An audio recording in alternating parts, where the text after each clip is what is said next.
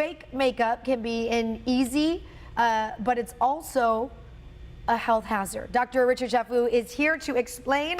I've been to actually downtown LA, right. Dr. Chaffoo, and you walk up and down the streets and you see all the makeup there, and I'm like, how much? They're like $5. I'm like, $5 for MAC makeup? Right. If it sounds too good to be true, Shally, it is. And what happened with the recent raid with LAPD and the FBI is actually they went to these places because of health consumers had complained about burns. You know, you can get burns, skin rashes, other significant irritants from these counterfeit makeups that are actually being produced, unfortunately, within factories that have very poor sanitary conditions. So what did they find in these products? Because I know people probably have seen these and you think you're getting a good deal on them. Of course. With those eyeshadows, the lipsticks. Well, they found lead, they found byproducts of animal feces, cyanide, arsenic, mercury. So a lot of very dangerous chemicals, Shally, some of which, if you use them long term, you know, besides the skin irritation or the rashes, actually can cause serious neurological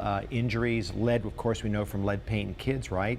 And then also we're seeing, we can see damage to the renal system, hormonal disruption. So long-term, some significant side effects. You wouldn't know, right, when you get these products, if you put them on, unless you have a reaction on your face. Exactly. You may or may not. You're right. So you may not have a skin irritation. So, you know, the take-home message, I think, for the public is to be very careful. As you said earlier, you know, if it sounds too good to be true price-wise, then it is. Make sure that, you know, the packaging, on sometimes there'll be typographical errors, the packages are not properly designed.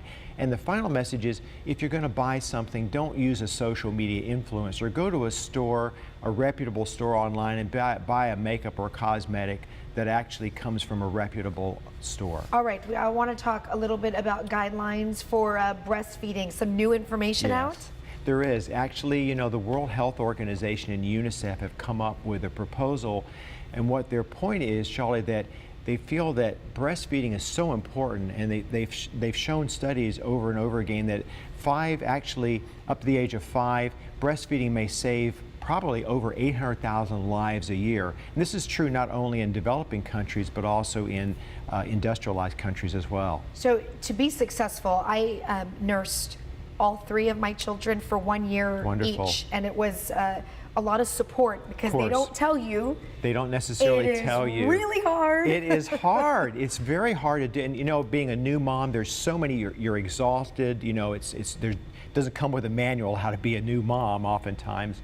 And so the important guidelines are that you need to have a support, and the support really should begin in the hospital program. You know, you need to have a good written policy in place and staff that actually can train the new moms on the breastfeeding. That's a very important factor. Yeah, and it's the doctor's involvement. Well, I know Dr. Cap and Encinitas Capatanakis, if he's watching, by the way, good morning. He delivered baby Shyla, and we had a conversation before that I want her on me right away, nursing as soon as possible, and he and the nurses made that happen. Absolutely, and that is, you made a great point. You know, you really want that breastfeeding to begin within 30 minutes of birth, and also there's a lot more of a push today for rooming the mom and baby together 24 hours a day versus the baby, unless they're ill, of course, not being in a separate nursery, and they do more on-demand feeding, not, you know, by a schedule, but when the baby's hungry and crying and fussy, then that's the time to